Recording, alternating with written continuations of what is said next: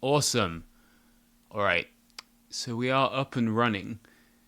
So what I'm going to do today is just do a quick talk through of Hydra and what I do with it. You can see Hydra at the moment. Hydra is an in-browser or visual synthesis tool, and it essentially allows you to use many of the tools that it provides, such as shapes and oscillating patterns, and to combine those in ways that make really interesting patterns or visuals for it. So you can see at the moment we have our shape. I'm going to remove some of the basics. So we just have the actual one here. And you can see that this pattern now displays on the screen. There's an extensive list of what Hydra can do hidden away in the help. So I'm not going to go too much into that today, although it is really useful and often you end up referring back to it a lot. So when Hydra was made, I think a lot of people were using it for live coding. So going into an event and just playing along with whatever music is going. With Synaesthesia Sunday, it tends to be that these pieces are made in advance. So I'm looking at my piece. I'm setting up some of the audio reactivity for it, and it's being synthesized in real time, but it tends to be that I've copy-pasted the code in from somewhere else. So if you've tuned in before, that's what you're seeing. I will try and keep an eye on the chat, because I said I would, but do tell me if there are any bits that you want me to go over specifically with this. So with Hydra, you can work a lot with shapes that it brings in, but one of the other really strong capabilities, and I think where some of the Synaesthesia Sunday visuals particularly started coming into their own, was the capability of bringing in images and manipulating those. So quite often we'll be working with artists' album arts, things like that, and we'll be manipulating those so that they are contained within shapes, so that those shapes are oscillating, moving around, just generally wiggling, bobbing, all the sorts of things that you've seen before. I'm just going to try as well and make this code a little larger. Okay. Is that visible for everyone?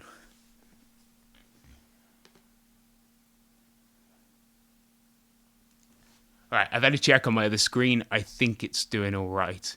I'm also just quickly going to go and mess with my settings. So I'm going to set this up so that we're using just whatever old piece of mine I can find. Let's go with this. So you should be able to, at this point, hear me talk over some of this.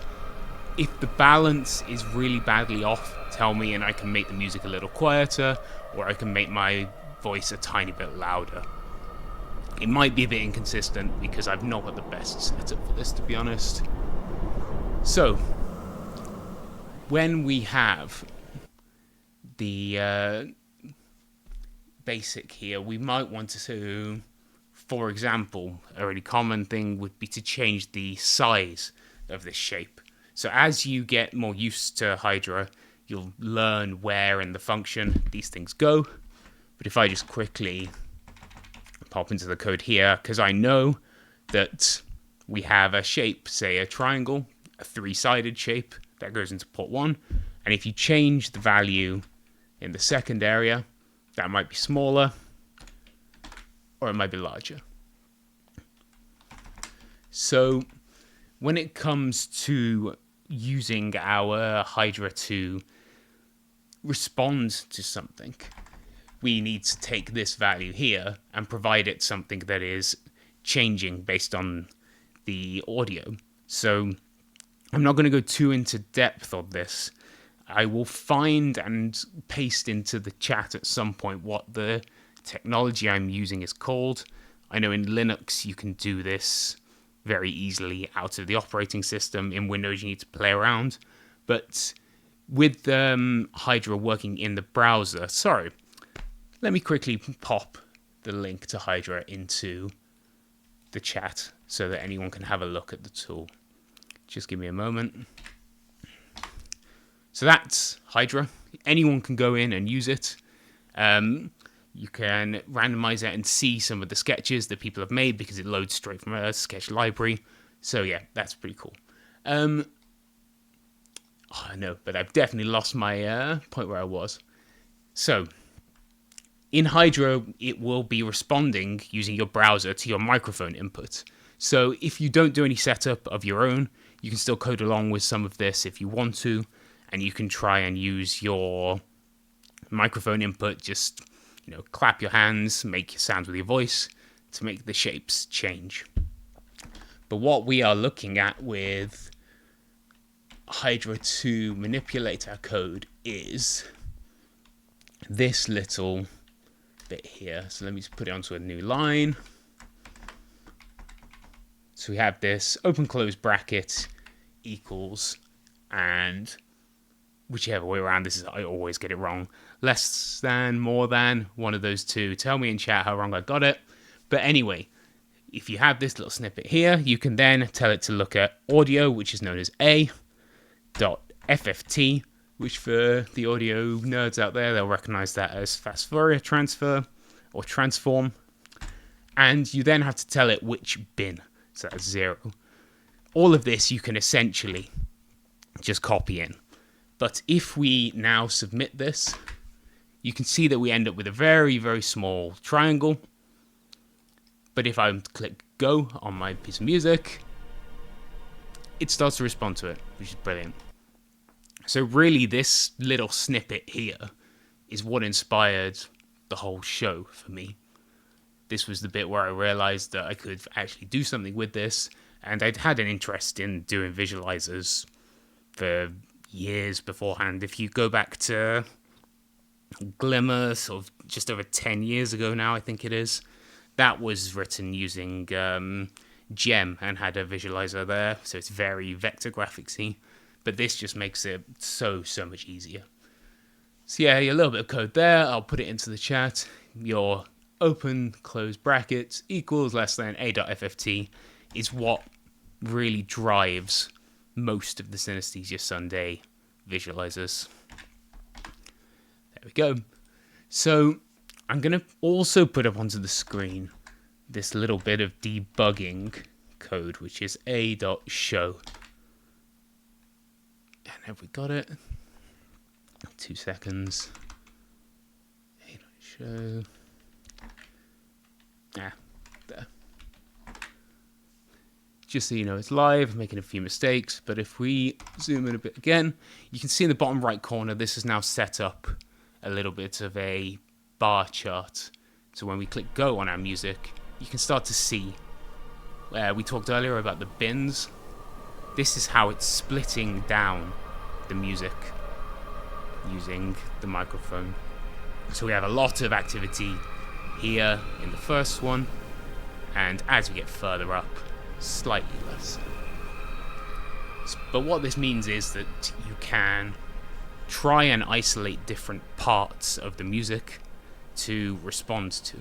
This isn't the most accurate thing in the world. There is MIDI input capability if there's anyone out there who's interested in doing more with this. So you can go and be very specific when you're doing that. But if you want to know from a piece of music using the microphone input to make it reactive, that A.show will give you that input. You can split it down further as well. So if you were looking to target a certain thing, so kick drum and hi-hat maybe, you could try and split it into more specific frequencies by setting more bins. I think the code for that is just something like A.setBins. And you could then set it to be 20. Can't tell if I've got that right until we click play. Yeah, there we go. And you can see there that you've got a much more granular breakdown across the piece. You're also getting slightly less feeding into it. But for most purposes, I would say that these lower values are there. So that sort of reactivity is really great for things like we talked with beats before. You get a lot of those sorts of sounds, having something jump up in size or respond to that is really fantastic. But obviously in Synaesthesia Sunday we have a lot of ambient and droning music. So for all of the... So what does it mean if a.show is not a function? I'm not sure. I'm going to have to... If you take a screenshot of it, I can look after. I don't know that I'll be able to debug very well in this session, but I am happy to have a look at that if you want to whack it into the Discord server or DM me or something. So, if we return to this here, so yeah, for ambient music, that can be really effective to have something wobbling around a little bit. You can set that to sort of just imply almost like a speaker membrane wobbling to the sound. But you also might want to just have things that are evolving and changing over much longer periods of time. So, similarly to before where you're having looked for the change in the audio value, you can use a change in time to fire that off. So that's just commenting out some of the code there. And if we were to change, I won't put this in exactly, so if we use a math.sine to wrap it up, which makes a sine wave, and provide the time into that, what this should do is it should start to increase in size and decrease in size as that value goes up and down. There we go. So that's not very exciting by itself, but you might start to see where this could be useful. Say if you're using colors or you want something to be modulated by something that wiggles about by certain amounts, these sorts of values can be really helpful because slowly something will start to move or change, and if you've got a long droning piece, that's exactly what you want. So I believe this is correct, but a little snippet I use almost all the time in Synaesthesia Sunday code is you get this math.sine plus 1. So the idea is that instead of now oscillating between 1 and minus 1, it should go between 0 and 2. And then you divide it by 2. So this little snippet of code there now is going from 0 to 1 instead of 1 to minus 1. And I find this to be really useful because all you need to do is start to divide time by a certain value. So say, for example, instead of doing just the normal, we have it by 5. Suddenly, that's going much, much slower. So you can start to manipulate things over much longer periods of time.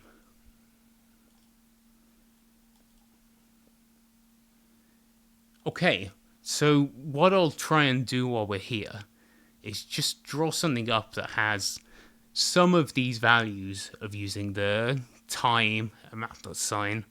I'll talk briefly about some of the ideas that go into that and see if we can make something on the fly to just have a bit of audio responsiveness, and hopefully it'll come out looking nice, but if it doesn't, that's also okay too.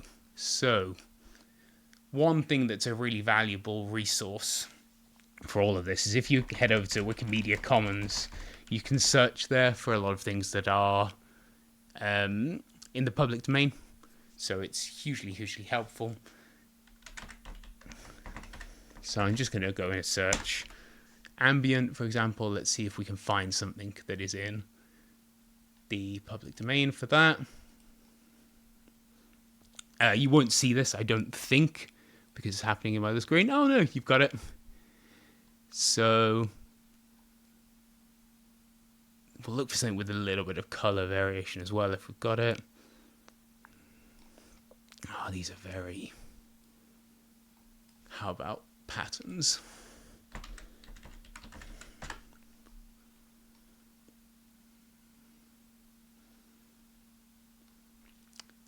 This will do just fine.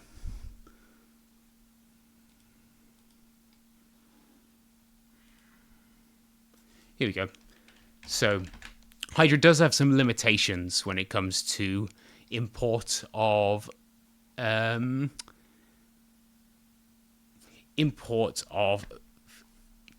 pictures from different sites. So if you want to upload your own, I've tended to use post image, but certain sites will just block you from picking it up, and Hydra is particularly particular, I guess, about which one it wants to do. So I'm going to tell Hydra that we've got an image called SO, and the code I use for that is init image, I hope. Otherwise, we're going to be going to the help file, and we provided this link. And let's say instead of our shape now, we're just going to import that image. So that's going to be src so. There we go. So we can see now that we've got this little flower image here. One thing I found that's actually a really useful way of creating something interesting as well is just to layer over the image inside of a shape. So if we use our shape again for this, we could do .add shape. I'll try and be a bit cleaner with my code, seeing as you guys are trying to read it on the other end. So we've got a shape over the top. We can then tell it, you've got these kind of modifications, so molt, mask, modulate. I'll demonstrate some of those in a bit. No, I won't. I'll demonstrate them now. Why not? So, for example, you could mask a shape using some noise. Ooh. And if we put the value up a bit more, maybe, you can start to see there that you get sort of these slightly interesting effects using that. What we will do at the moment is we will use... I'll show you modulate as well. So modulate for noise gives this kind of eerie and strange effect as the shape gets, I guess, combined with the concept of the noise. Don't necessarily understand what's happening under the hood with that, but you can get some really interesting effects with that. What I am going to do for this one is just set up the same concept that I had before. So if we have src so is our image. So you now have two versions of the image, one in the background and another one that's inside the shape. And we can start to prove that by doing different things to it. So say, for example, if we invert the first one. No, and now it's not done what I expected, so why is that? Contrast.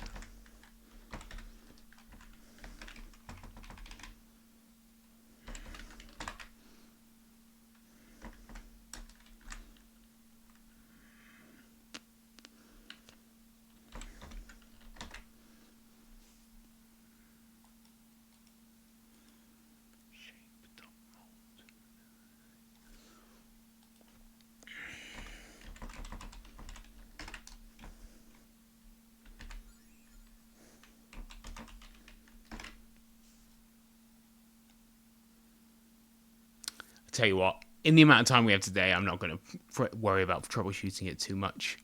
But you can see how you can start to add the same value or just affect a certain area of the image. So if we now go back and maybe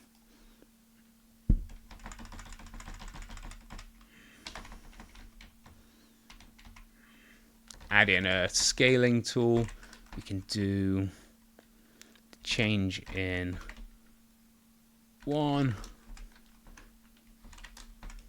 your audio input, and we'll divide that by something quite small. So we've got 10, and you can start to see here There's the music plays. You get that slight wobble effect on a triangle. Maybe 10 we decided is just a little bit too much. So we've got 5 there, and you get a bit more of a wobble on that. I think this is doing what I was thinking before. I don't know why I wasn't sure with that. So, the other thing we discussed just before now was applying these change over time values. So what I'm going to do is use a little snippet that we talked about before with the math.sign, and we will wrap math.sign time. We will add 1 to it so that it's between 0 and 2, and then we will divide it by 2 so it's between 0 and 1. And hopefully I've not missed. Of course I've put on an extra one. There we go. So we can see that start to now. Your color is doing an R, G, then B. So it's starting to add in a bit of red over time. If we wanted to, we could make that time value maybe, let's make it 7, for example.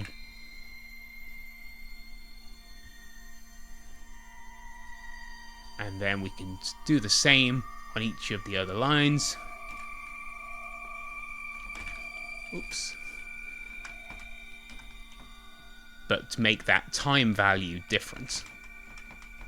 So if we change the time to, instead of be divided by 7, maybe if we look at that as divided by 5.47, let's say, for example. These numbers are just arbitrary. You can make them up to whatever you want. And again, if we then add in something different for here, we'll do 9.12. So those numbers are just randomly chosen, and the purpose of doing that is just so that the different values are going to go out of sync to color this central section. Maybe just for this demonstration purpose, we'll make it all a bit shorter.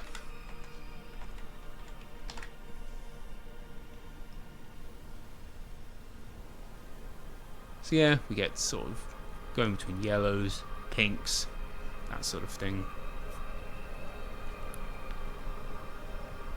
Okay, I'm not seeing any questions in the chat at the moment, but this sort of covers everything I would look at to create my tool. So if I look, then we've got our background here, which is a low contrast. Maybe we'll decide we want to see a bit of that, but we want to also add something a bit more complex. We can just layer, say, the image back in again, but with a kaleidoscope effect onto it. And we can change the amount that that's coming in, maybe by one of the other audio inputs. So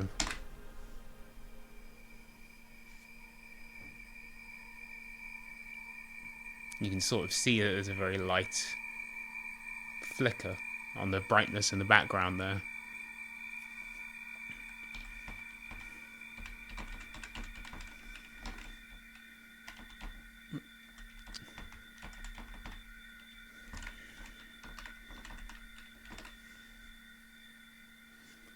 So it's quite easy to kind of build up these effects into something that's a bit more complex.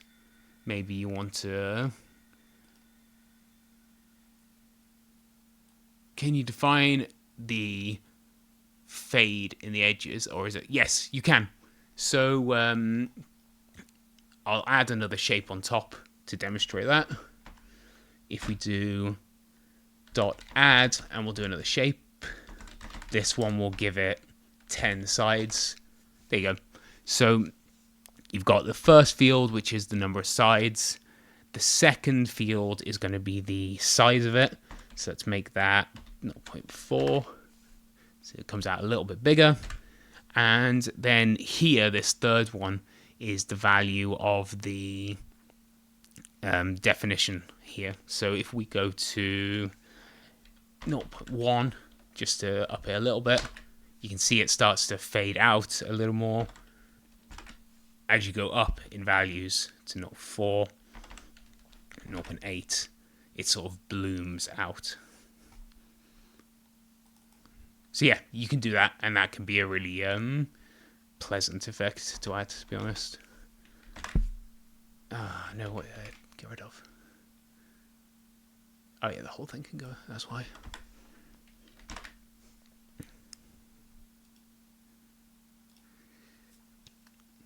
So yeah, all of these are possible to do that with. So if we add it onto our current one, 0.3, maybe we can again make that change with one of the audio input values. So we'll use A.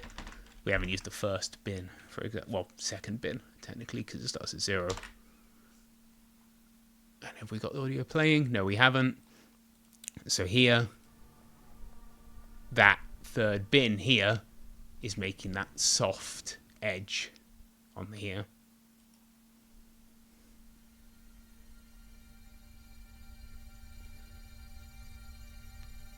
So I think that demonstrates a lot of the tools. If anyone has any questions in chat, I'm not seeing anything. So I hope you managed to resolve that if you wanted to play around with this as well. But if not, you're welcome to get in touch, like I said. So yeah, we can also get the... If we just get rid of everything we've got here, we can just play around with all the various bits and pieces.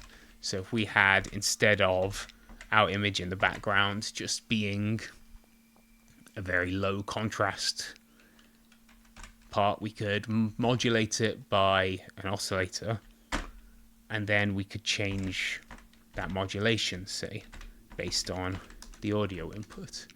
So how about whenever there's something in the higher frequencies, it starts to wiggle a bit more.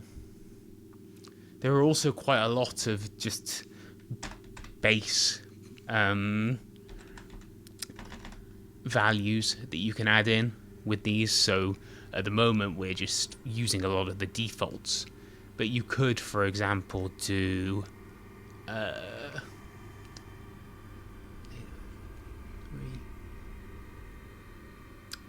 had a very smart idea of something I was going to do here, but you could, for example, set the cutoff to be higher so that it doesn't actually trigger any of this. You can also set the bass scale for this, which is just using a set scale function. So all of those are possible as well. A is defined. So this is one I had a bit of trouble with when I was first looking at this, actually, and I was just bashing my head against the wall. So what I'm going to recommend you do if you want to look for A is just use your inspector here. Is that showing up? The inspector isn't showing up for you guys. If you go into the inspector and use your console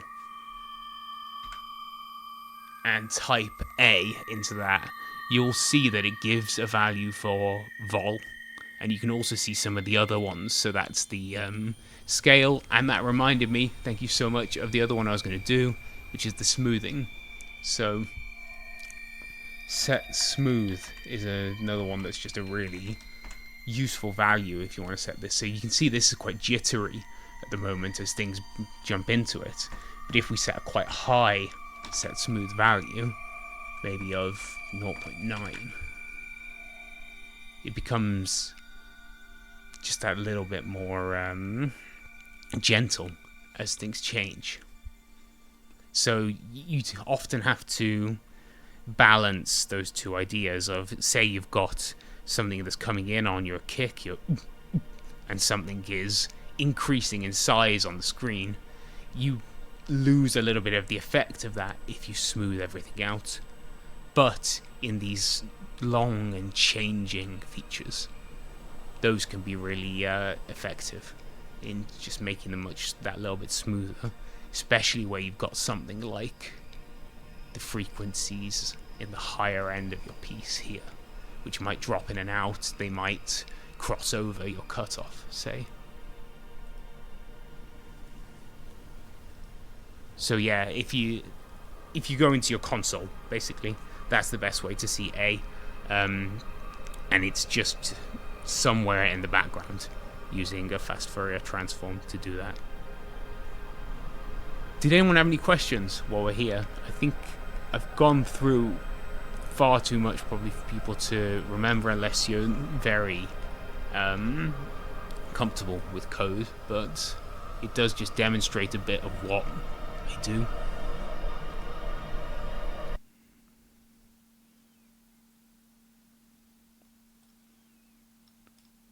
Alright, so I guess I'll quickly demonstrate just one other thing that I think is a really valuable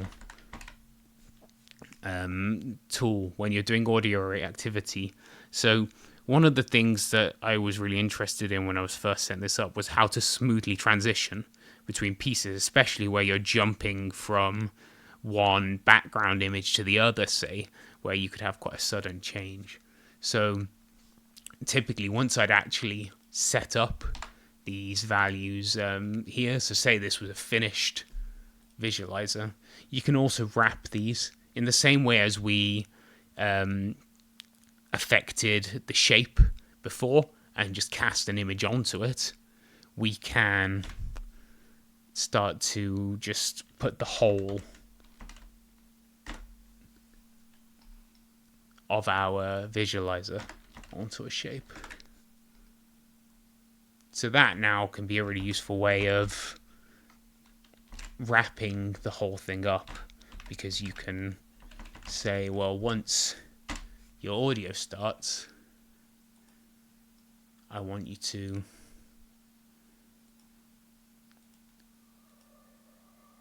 bring the shape in. And that just makes it that little bit more seamless to go between scenes.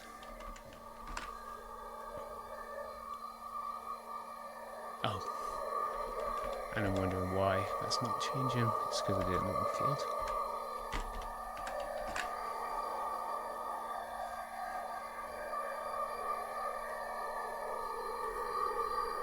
Alright, I can't see anything else in the chat.